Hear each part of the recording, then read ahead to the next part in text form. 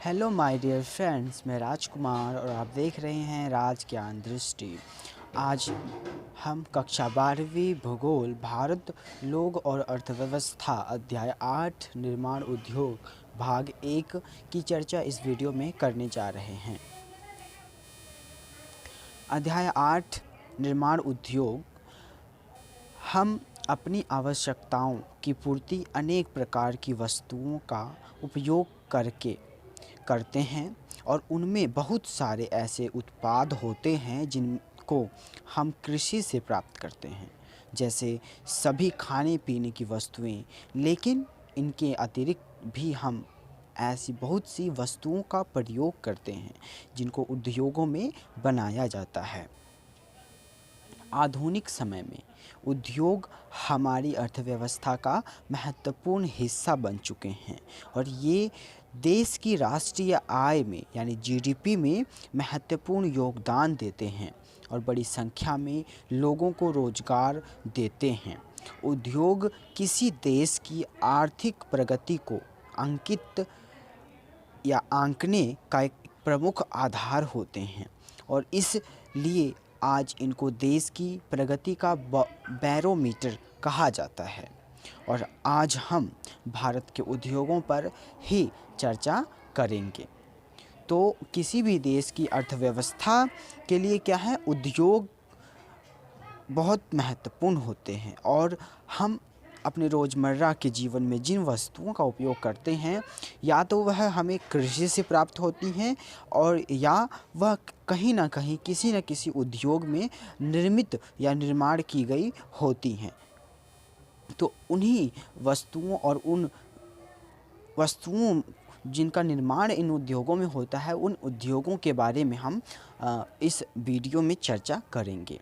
निर्माण उद्योगों का अर्थ क्या है? यानी हम आम तौर पर विनिर्माण उद्योग का अर्थ वस्तुओं के निर्माण से लिया जाता है। विनिर्माण यानी कि वस्तुओं का निर्माण करना, वह विनिर्माण उद्योग हुआ। तो प्राथमिक क्षेत्र से प्राप्त कच्चे माल को शक्ति के साधन व मशीनों की एक सतत प्रक्रिया के द्वारा उपयोगी वस्तुओं का निर्माण करना विनिर्माण कहलाता है। अब इसकी यह औपचारिक जो परिभाषा हुई क्या कि प्राथमिक क्षेत्र से प्राप्त, प्राथमिक क्षेत्र यानी कृषि से प्राप्त जो कच्चा माल है उसको शक्ति के साधन व मशीनों की एक सतत प्रक्रिया के द्वारा गुजरकर जिन वस्तुओं का निर्माण होता है वह क्या है, विनिर्माण उद्योग कहलाता है। और ये वस्तुएं साधारण मिट्टी के बर्तनों से लेकर विशालकाय मशीनों व जहाज़ों का निर्माण कुछ भी हो सकता है। निर्माण यह नहीं कि केवल बड़े बड़े कारखानों में जिन वस्तुओं का निर्माण किया जा रहा है वही निर्माण कहलाएंगे, नहीं। एक साधारण बर्तन जो कुम्हार बनाता है, मिट्टी का बर्तन, उसके निर्माण से लेकर बड़े बड़े जहाज के निर्माण तक सभी वस्तुएं इसके अंतर्गत आ जाती हैं। गन्ने से चीनी बनाना, कागज़ उद्योग, लोहा इस्पात उद्योग इसके क्या है, प्रमुख उदाहरण हैं। विनिर्माण प्रक्रिया की कुछ सामान्य विशेषताएं निम्न होती हैं। अब जो विनिर्माण प्रक्रिया है उसकी क्या कुछ विशेषताएं होती हैं उसको हम जानेंगे। शक्ति के साधनों का प्रयोग करना और एक ही वस्तु का बड़े पैमाने पर उत्पादन। अब हम यहाँ क्या पढ़ रहे हैं, जो विनिर्माण उद्योग है या विनिर्माण है उसकी क्या विशेषताएं हैं उसको हम पढ़ रहे हैं। तो शक्ति के साधनों का प्रयोग, एक ही वस्तु का एक बड़े पैमाने पर उत्पादन होता है। जिन वस्तु का निर्माण हो गया उसी तरह की हूबहू वस्तु का निर्माण एक बड़े पैमाने पर किया जाता है और एक कारखाना व्यवस्था होता है और विशिष्ट श्रमिकों द्वारा मानक वस्तुओं का उत्पादन किया जाता है। यहाँ पर हम देख सकते हैं कि किस तरह से एक लघु उद्योग, भारी मशीनरी उद्योग और इस्पात उद्योग में कार्यरत श्रमिक और उद्योगों का दृश्य। उद्योगों का वर्गीकरण। अब हम पढ़ते हैं कि उद्योगों को कितने भागों में बांटा जाता है, उनको समझने के लिए हमने उसको कई हिस्सों में बांट दिया है, उनके अलग अलग विशेषताओं के ध्यान में रखते हुए। तो उद्योगों का वर्गीकरण कई आधार पर किया जा सकता है। पहला तो हम अब उद्योगों को जो वर्गीकृत करते हैं, उनको बांटते हैं, तो उनको बांटने का और उनको वर्गीकृत करने का हमारा क्या आधार क्या होता है, हम किन मापदंडों को देखते हुए इनको वर्गीकृत करते हैं, या एक श्रेणी में रखते हैं या उस श्रेणी से अलग श्रेणी में रखते हैं। तो हम इनका आकार देखते हैं कि उद्योग बड़ा है, छोटा है, या बहुत छोटा है, या बहुत बड़ा है। उसके आकार और पूंजी निवेश, कि उद्योग में कितनी पूंजी लगाई जा रही है, 1 करोड़, 1 लाख या कुछ हज़ार निवेश किया जा रहा है। और श्रम शक्ति के आधार पर, कि उद्योग में श्रम शक्ति या मशीनरी का उपयोग किस स्तर का किया जा रहा है, उसके आधार पर। तो ये 3 आधार हैं, आकार और पूंजी निवेश और श्रम शक्ति का आधार मानते हुए हम उद्योगों का वर्गीकरण करते हैं। तो इन 3 आधारों पर हम 3 तरह के उद्योगों का वर्गीकरण कर पाते हैं। बृहत उद्योग यानी बहुत बड़े उद्योग, मध्यम उद्योग यानी कि ना ज़्यादा छोटे और ना ज़्यादा बड़े उद्योग, कुटीर उद्योग। कुटीर उद्योग एक सामान्य मोहल्लों में या कुछ घरों में किया जाने वाला उद्योग है। जैसे कि हमारे गांव में हम देखते हैं कि कुम्हार अपने घर पर ही मटकी बनाने का काम करता है और अपने आसपास के सभी इलाकों में उन मिट्टी के बर्तनों को पहुंचाता है। तो कुम्हार का काम क्या हुआ, कुटीर उद्योग से संबंधित हुआ। हम देखते हैं कि जिन क्षेत्रों में कपास का उत्पादन होता है, वहाँ पर किसान अपने घरों में ही उस कपास की छटाई, धुनाई और बुनाई तक भी करते हैं, और कच्चे माल से एक शुद्ध कर उसे साफ कर उसको धागों में बदल कर आगे बाजार तक ले जाते हैं। तो एक कपास से धागा बनाने तक की जो प्रक्रिया हुई, उस किसान ने या उस श्रमिक ने अपने घर पर ही संपन्न की। तो उस श्रमिक का जो वह कार्य हुआ, वह प्रक्रिया रही, उसको हम कुटीर उद्योग कह सकते हैं। इसी तरह से एक टोकरी बनाने वाला बांस की अपने वनों से या बांस को काट कर लाता है और घर पर ही उस टोकरी को अपने हुनर से बुनकर मार्केट में बेच आता है, तो उसका यह कार्य कुटीर उद्योग में आएगा।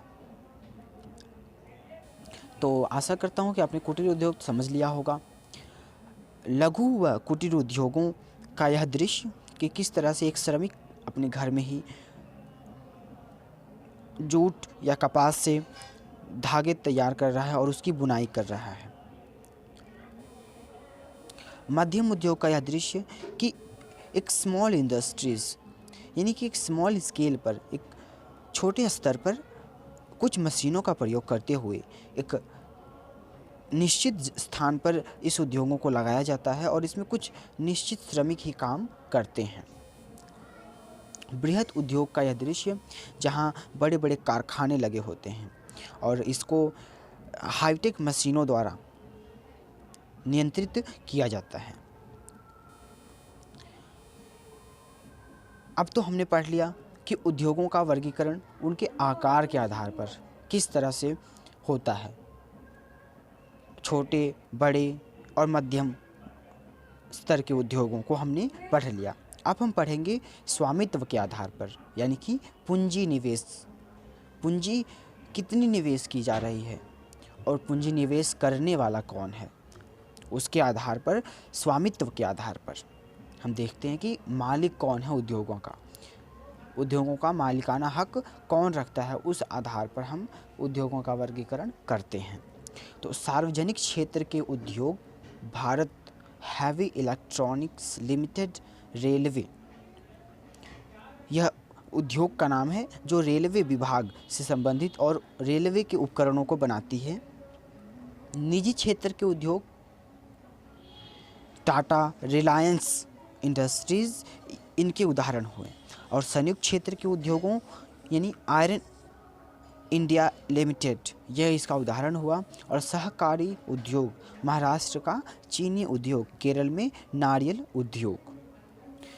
हम इसको ज़रा समझ लेते हैं। सार्वजनिक क्षेत्र के उद्योग, भारत हैवी इलेक्ट्रॉनिक्स लिमिटेड, यानी यह सार्वजनिक क्षेत्र यानी यह गवर्नमेंट्स सरकार के अंतर्गत आता है, जिसे सरकार नियंत्रित करती है। निजी क्षेत्र जैसे कि नाम से ही पता लगता है, एक किसी निजी व्यक्ति द्वारा या कुछ व्यक्तियों के समूहों द्वारा मिलकर साथ आकर कोई उद्योग का निर्माण करना, जैसे कि टाटा और रिलायंस, इनकी क्या है, जो भी कंपनियां हैं वह क्या है, इनकी खुद की कंपनियां हैं, इनका मालिकाना हक इनके पास है, तो यह निजी क्षेत्र की कंपनियां या उद्योग कहलाएंगे। इसी तरह से संयुक्त क्षेत्र के उद्योग, संयुक्त क्षेत्र के उद्योग जिनमें सरकार यानी गवर्नमेंट्स और निजी व्यक्ति या कुछ व्यक्तियों का समूह सरकार के साथ संयुक्त रूप से साथ आकर कुछ उद्योगों का स्वामित्व करते हैं, तो उन्हें हम संयुक्त क्षेत्र के उद्योग कहते हैं। सहकारी क्षेत्र के उद्योग, सहकारी क्षेत्र का एक बहुत अच्छा उदाहरण है अमूल। अमूल के घी, मक्खन, दूध से आप भली भांति परिचित होंगे। अमूल गुजरात के एक गांव के सभी जो दूध विक्रेता थे, उन्होंने मिलकर अपने दूध को एक सहकारी समिति बनाकर इकट्ठे बेचना शुरू किया। और उसी तरह से धीरे धीरे एक कंपनी बनती चली गई और एक उद्योग का निर्माण हो गया। मिल्क उद्योग के रूप में अमूल हमारे सामने है। तो अमूल क्या है, एक सहकारी उद्योग है जो कि उत्पादक यानी जो कच्चा माल देते हैं और जो कंपनी को नियंत्रित करते हैं, उनका सहकारी सहयोग से चलाया जाने वाला उद्योग है। तो सहकारी क्षेत्र का उद्योग उन्हें कहते हैं जिनमें जो कच्चा माल प्राप्त कराने वाले और उसका निर्माण करने वाले दोनों ही मिलकर साथ काम करते हैं। उत्पादों के आधार पर, उत्पाद कि उद्योग में किस तरह और किस प्रकार का जो उत्पादन है वह किया जा रहा है, उसके आधार पर हम उद्योगों का वर्गीकरण करते हैं। मूल पदार्थ उद्योग, अब कौन से उद्योग हैं जो मूल पदार्थ का उपयोग करते हैं और आधारभूत उद्योग वह कहलाते हैं। पूंजीगत पदार्थ उद्योग और मध्यवर्ती पदार्थ उद्योग और उपभोक्ता पदार्थ उद्योग। तो हम उत्पादन के आधार पर इस तरह से उद्योगों का वर्गीकरण करते हैं।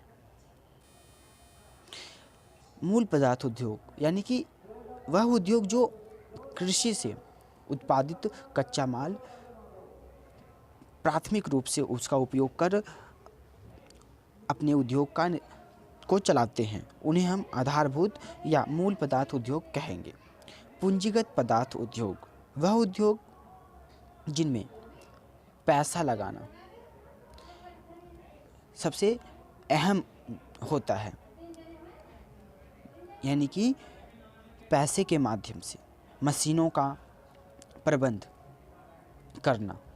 मध्यवर्ती उद्योग और उपभोक्ता उद्योग, उपभोक्ता उद्योग वह उद्योग जो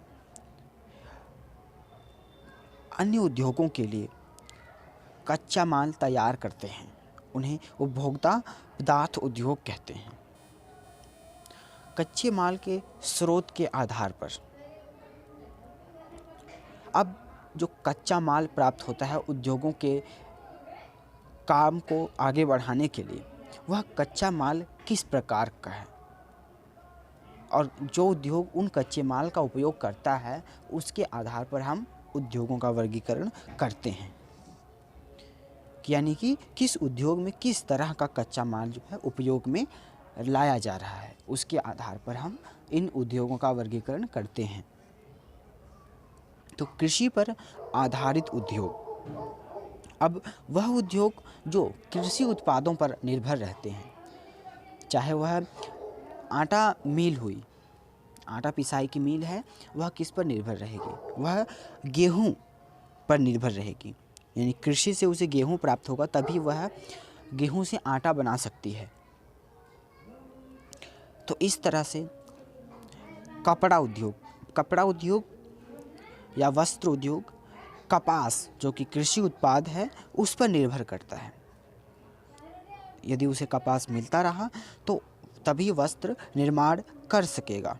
तो इस तरह से वह उद्योग क्या हुआ? कृषि पर आधारित उद्योग कहलाते हैं।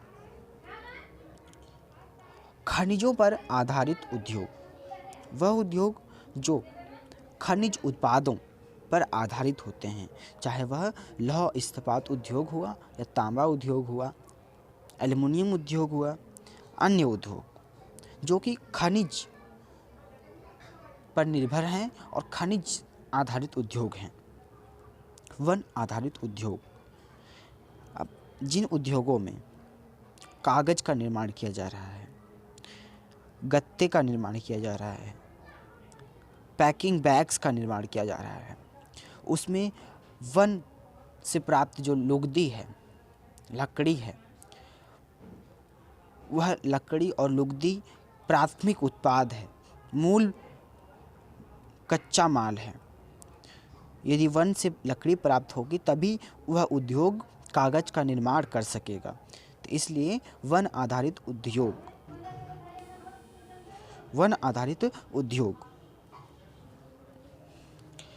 पशु आधारित उद्योग, वह उद्योग जो पशुओं से कच्चा माल प्राप्त करते हैं, जैसे कि डेयरी उद्योग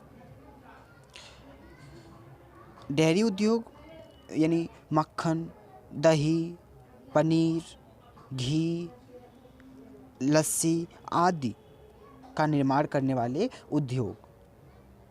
तो यह वस्तुएं हमें पशुओं से प्राप्त होती हैं।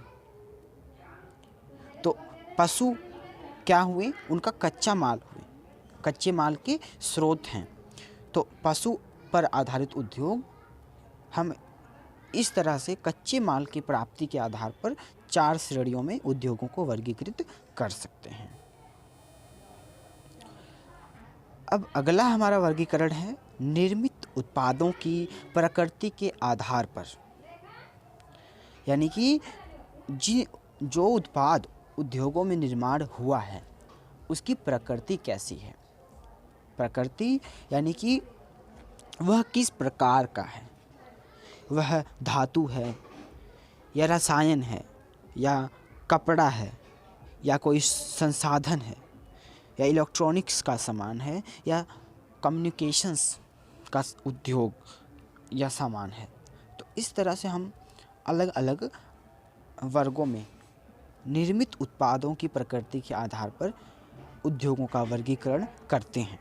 अब जिन उद्योगों में धातु का काम होता है, ये धातु जिन उद्योगों से प्राप्त होती है उन्हें हम धातु कर्म उद्योग, यांत्रिक इंजीनियरिंग उद्योग,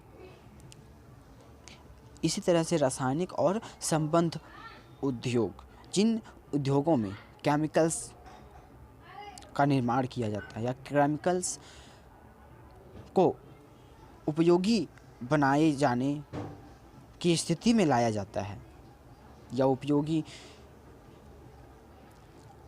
दवाइयों में प्रयोग किए लिए तैयार किया जाता है, तो वह रासायनिक उद्योग कहलाते हैं, उनकी श्रेणी में आते हैं। वस्त्र उद्योग, अब जितने भी उद्योग कपड़े से आधारित हैं उनकी प्रकृति क्या है? वस्त्र से वस्त्र निर्माण की है, तो हम उन्हें वस्त्र निर्माण उद्योग की श्रेणी में रखते हैं। खाद्य संसाधन, जितने भी खाने योग्य वस्तुएं हैं उनका निर्माण करने वाले उद्योग खाद्य संसाधन उद्योग में के अंतर्गत आते हैं।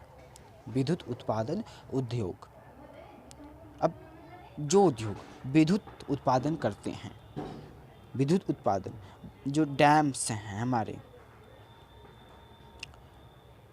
या हमारे जो कोयला से स्वचालित कारखाने हैं जिनसे बिजली पैदा की जाती है, पवन चक्कियाँ, सौर पैनल्स, यह सभी क्या होंगी, इनसे संबंधित उद्योग जो हैं विद्युत उत्पादन उद्योग में आएंगे।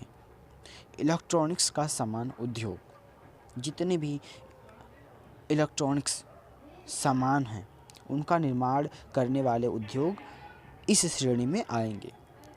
कम्युनिकेशन, संचार के जितने भी सामान निर्माता उद्योग हैं, चाहे वह टीवी हुआ, मोबाइल हुआ, रेडियो हुआ, अन्य उपकरण, वह सभी जो एक स्थान से दूसरे स्थान पर संदेश या संवाद पहुंचाने में सहायक होते हैं, वह सभी संचार उद्योग के अंतर्गत आएंगे और उनको हम इस श्रेणी में रखते हैं। अब उद्योगों की स्थापना को प्रभावित करने वाले कारक कौन से हैं, इसको हम जानेंगे। तो उद्योगों को हम यूं ही कहीं पर नहीं लगा सकते हैं। उद्योगों को लगाने के लिए कुछ शर्तें होती हैं, कुछ बातों का ध्यान रखना पड़ता है। अब उद्योगों को जो प्रभावित करती हैं उनको लगाए जाने से, उनकी स्थापना को, वह कौन सी कारक हैं उनको हम जानते हैं। तो सबसे पहले हम देखते हैं कि कच्चे माल की प्राप्ति, जो उद्योग जिस स्थान पर लगाया जा रहा है और उस उद्योग में उपयोग किए जाने वाला जो कच्चा माल है उसकी प्राप्ति आसानी से हो सकती है, उस उद्योग के आसपास वह कच्चा माल प्राप्त हो पाता है या नहीं, और जो उद्योग जिस स्थान पर लगाया गया है वहाँ से बाज़ार की दूरी कितनी है। बाज़ार की दूरी दोनों बातों को निर्धारित करती है, एक कच्चे माल की प्राप्ति के लिए और तैयार माल की बिक्री के लिए। अब जो तैयार माल है, कच्चे माल का उपयोग करके जो तैयार माल बनाया जाएगा, उसको बनाए जाने में जो शक्ति उपयोग में लाई जाती है, शक्ति चाहे वह ऊर्जा के रूप में हुई, चाहे वह श्रम के रूप में, मजदूरों के रूप में हुई, वह शक्ति क्या आसानी से प्राप्त हो पाती है। बिजली उस उद्योग से कितनी दूर है, वहाँ श्रम, सस्ता श्रम हो, यह भी निर्धारित करता है उद्योगों को लगाने के लिए।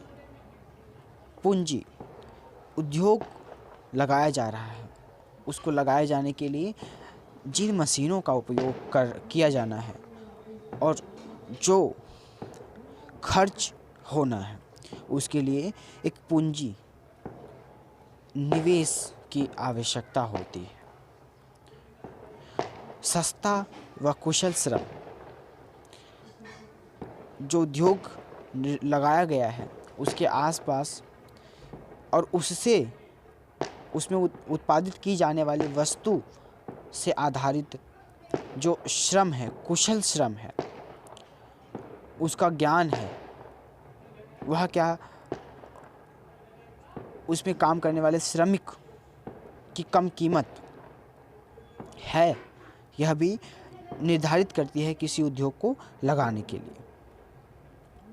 परिवहन के साधन, जो उद्योग लगाया गया है उस तक कच्चा माल पहुंचाने और तैयार माल को लेकर जाने के लिए परिवहन की कैसी व्यवस्था है, क्या वहाँ तक सड़कें पहुँचती हैं, क्या वहाँ तक रेल गाड़ियाँ, ट्रकों की व्यवस्था हो पाएगी, यह भी निर्धारित करती है। सरकारी नीतियाँ, जिस क्षेत्र में यह उद्योग निर्माण किया जा रहा है उस क्षेत्र, उस राज्य या उस देश में सरकार की नीतियाँ कैसी हैं, सरकार के कानून और नियम कैसे हैं उद्योगों को लगाए जाने के लिए। क्या उनमें उदारता है? क्या उसमें सरकार ढिलाई देती है? क्या उस क्षेत्र पे, उस राज्य में ऐसे उद्योगों को कम कीमतों पर बिजली प्राप्त हो पाती है? कम कीमतों पर पानी मुहैया करवाया जाता है? उस ज़मीन का किराया सस्ता है? तो यह जो नीतियां हैं, सरकारी नीतियां निर्धारित करती हैं इस तरह की उद्योगों को लगाए जाने के लिए। उस उद्योग को लगाए जाने के लिए जो लाइसेंस है, क्या सरकार उसको देने में दिलचस्पी लेती है? जो लाइसेंस की फ़ीस है या उस उद्योग को लगाए जाने के लिए जो टैक्स भरना पड़ता है, वह टैक्स की दर कितनी है? तो इस तरह की जो कुछ सरकारी नीतियाँ होती हैं वह किसी भी उद्योग को प्रभावित करती हैं। ऐतिहासिक कारक, अब जिस इलाके में वह उद्योग लगाया गया है उस इलाके का, उस क्षेत्र का पुराना इतिहास कैसा रहा है, उस स्थान से जुड़े हुई लोगों की क्या भावनाएं हैं, किस तरह की सोच, वह भी बातें निर्धारित करती हैं। जैसे कि कलकत्ता, बम्बई और मद्रास, हमने पढ़ा कि औपनिवेशिक भारत में अंग्रेज़ों के जब शासन में यह बहुत फला फूला शहर और उभरता हुआ शहर था और सबसे समृद्ध शहर था। और आज भी हम देखते हैं कि यही जो मुख्य शहर हैं, सबसे ज़्यादा आबादी और कामगार आबादी और उद्योग यहीं बसते हैं। ऐसा क्यों? क्योंकि जो इसका इतिहास रहा है इन शहरों का वह पुराना रहा है कि यहाँ पर उद्योग धंधे अच्छे से फलते फूलते और विकसित होते हैं। तो यह बातें भी निर्धारित करती हैं और लोगों को भी अब ऐसा लगता है कि इन जगहों पर जाने से हमें रोज़गार की प्राप्ति होती है। तो ऐसे ऐतिहासिक क्षेत्र से जुड़े हुए इलाकों में अगर आप उद्योग लगाते हैं तो वहाँ आपको यह बातें सुनिश्चित करती हैं कि आपको जो सस्ता श्रम है और कुशल श्रम है वह प्राप्त होगा, बाजार है वह प्राप्त होगा, परिवहन है वह भी प्राप्त होगा। तो हमने पढ़ा कि उद्योगों को लगाए जाने के लिए क्या कारक उत्तरदायी या जिम्मेदार होते हैं। अब हम पढ़ते हैं कि मुख्य उद्योग कौन से हैं।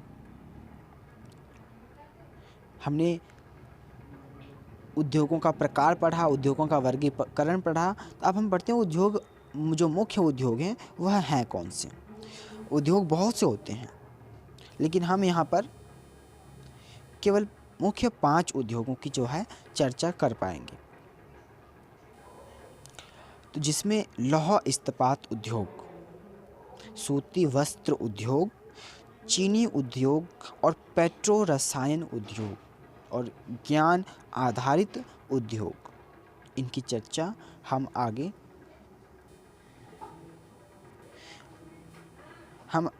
आगे अपने अगले वीडियो में करेंगे।